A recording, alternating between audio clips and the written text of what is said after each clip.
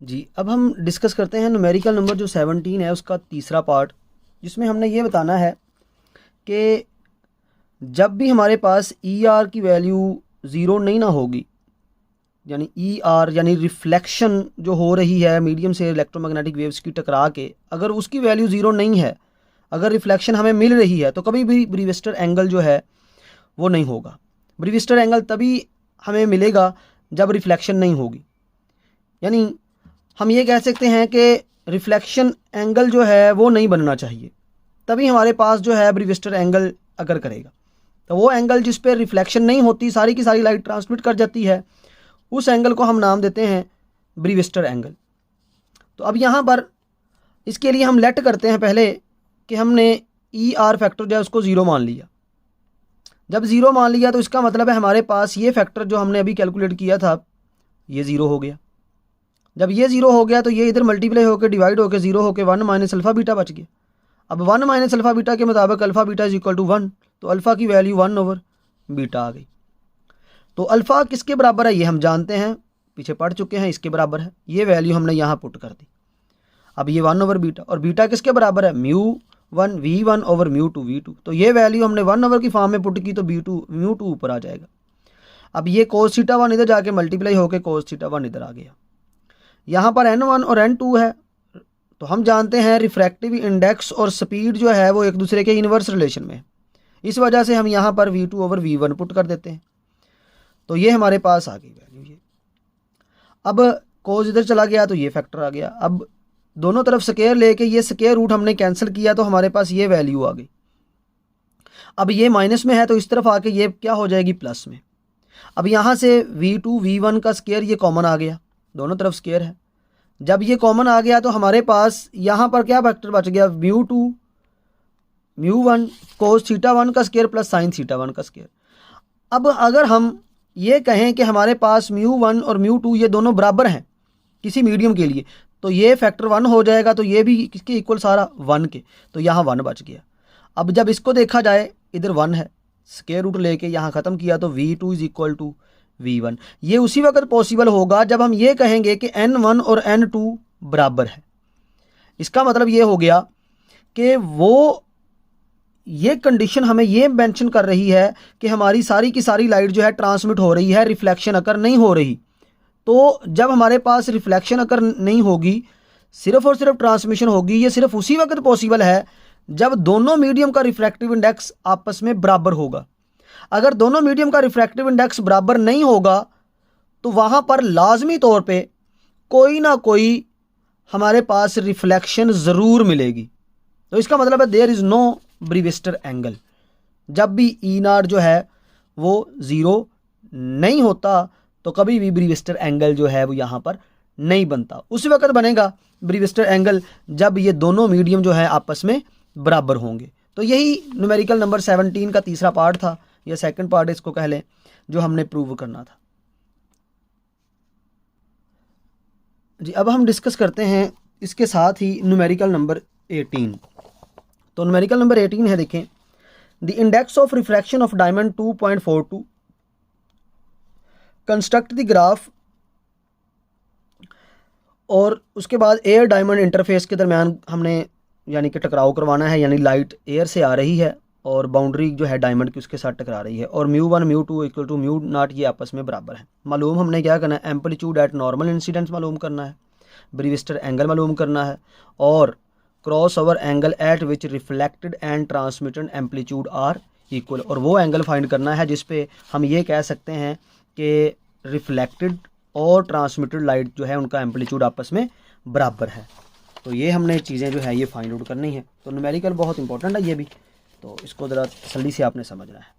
देखिए, सबसे पहले ये हमें जो गिवन डाटा है mu one mu two is equal to mu nought, refractive index diamond का बता दिया है कितना 2.42, इसको मैंने n2 कह दिया क्योंकि दूसरा मीडियम है ये।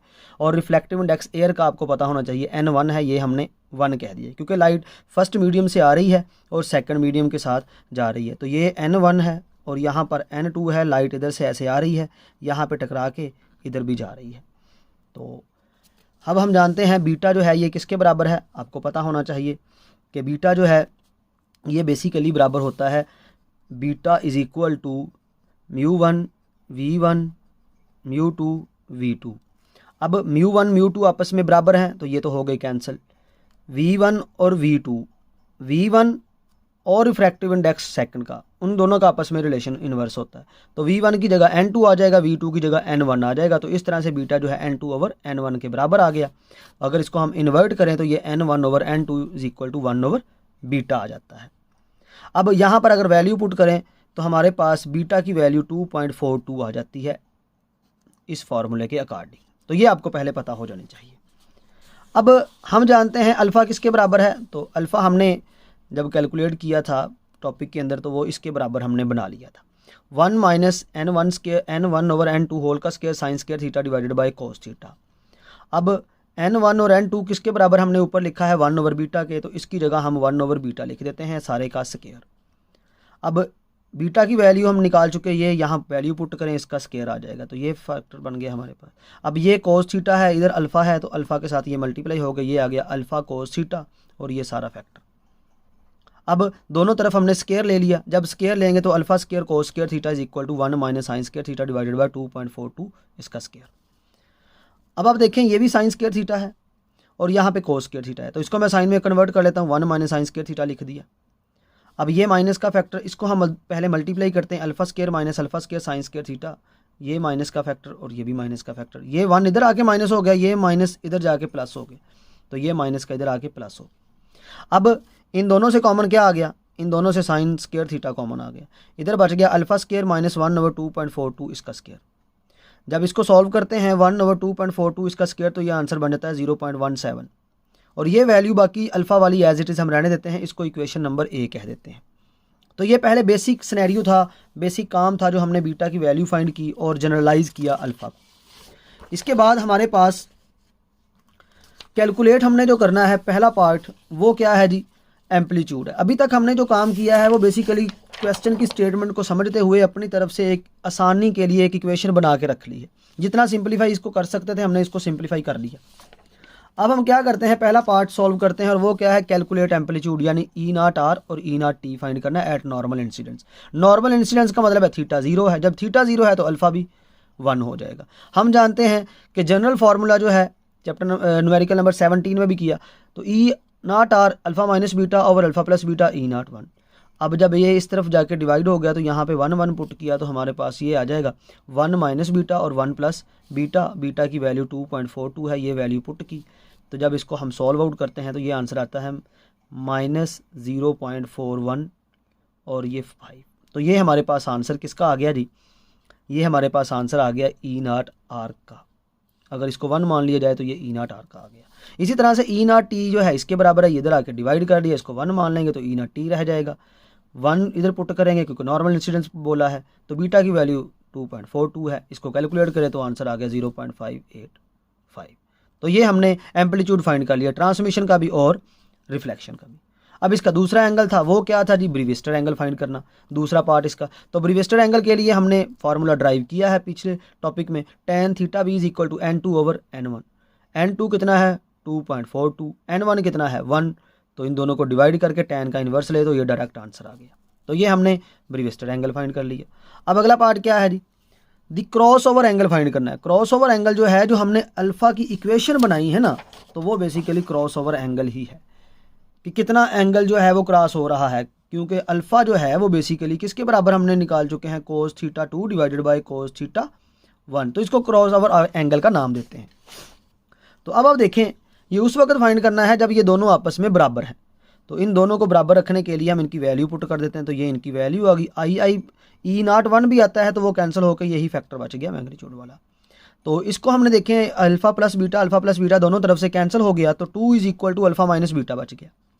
तो बीटा इस तरफ चला गया, तो अल्फ़ा की वैल्यू हमारे पास जो है ये क्या आ गई, अल्फ़ा की वैल्यू हमारे पास 2 प्लस ये अल्फ़ा आ गया 4.42। अब अल्फ़ा की ये वैल्यू हमने यहाँ से फाइंड कर ली। अब हमने क्या करना है जी, अब हमने थीटा फाइंड करना है कि हम किस एंगल पे इसको स्ट्राइक करवा रहे थे। तो वो हमने इक्वेशन ए के अंदर ये वाली जो वैल्यू है अल्फ़ा की, ये इक्वेशन ए में पुट कर देंगे। अब इक्वेशन ए कहाँ बनाई हमने, अभी हमने यहाँ पर ये इक्वेशन ए बनाई थी ये वाली। तो इस इक्वेशन में जहाँ जहाँ अल्फ़ा है वहाँ हम ये वैल्यू 42 जो है इसको पुट कर देते हैं। तो जब ये वैल्यू हम यहाँ पुट करेंगे तो हमारे पास कुछ इस तरह का रिलेशन बन के आ जाएगा। ये देखिए, अब इसको सिंपलीफाई किया, स्केयर लेके लिखा, इसका स्केयर लेके माइनस किया तो ये आ गया, इसमें से ये माइनस किया 9.3 आ गया, ये इधर जाके डिवाइड हुआ तो ये फैक्टर आ गया, इधर स्केयर है स्केयर रूट लिया तो ये आ गया। अब इसका साइन इनवर्स ले तो हमारे पास ये आंसर आ जाएगा जो कि रिक्वायर्ड आंसर है 78.3 डिग्री। तो ये था हमारे पास न्यूमेरिकल नंबर 17 का थर्ड पार्ट और न्यूमेरिकल नंबर 18 कंप्लीट। तो ये आई होप आपको इस न्यूमेरिकल की और न्यूमेरिकल नंबर 17 के पार्ट की आपको अच्छे से समझ आ गई होगी। अगर नहीं समझ आई, वीडियो को दोबारा रिवाइंड करके देखें, पॉज करके समझें, तो आपको इंशाल्लाह ज़रूर समझ आएगी। वीडियो को लाइक कीजिए, शेयर कीजिए, सब्सक्राइब कीजिए, ये आपका प्यार होगा। Thank you.